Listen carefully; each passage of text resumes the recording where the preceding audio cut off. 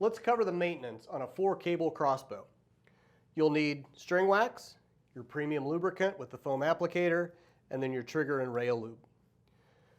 The first thing you're going to use is the string wax, and you're going to use this anywhere that your string or cable is not served.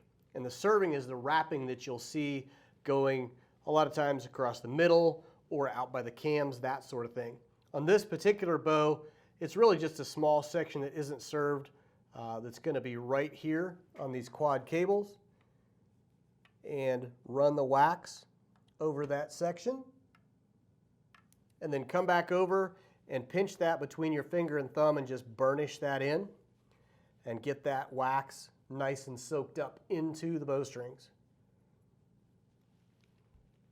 Once you have that done, we're going to go to the premium lubricant, and you'll want to just make sure with the foam applicator that it's just saturated with the lubricant.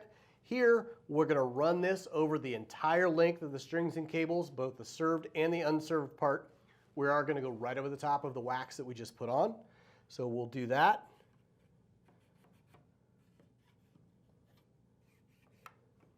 And hit all 4 of those cables on both sides of that turnbuckle.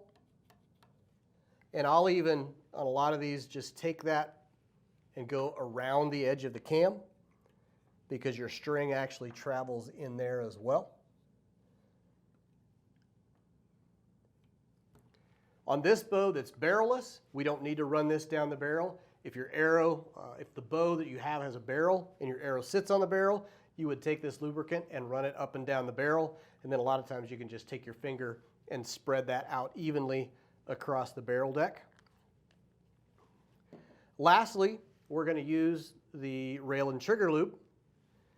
And on this particular bow, again, the TX and the TRX have a front rest. So I'm going to put a drop on each of those roller bearings that are out front on the rest. I'm going to put a drop right here on the bushings of bearings on each of the cams. I'm going to flip the bow over and put a drop right here behind the trigger box.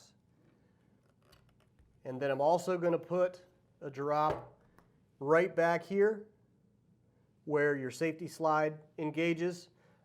You can also put a drop on the safety knob as well.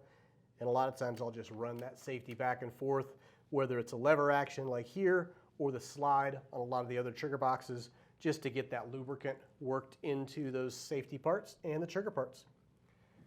And there's the maintenance on the 4-cable bows.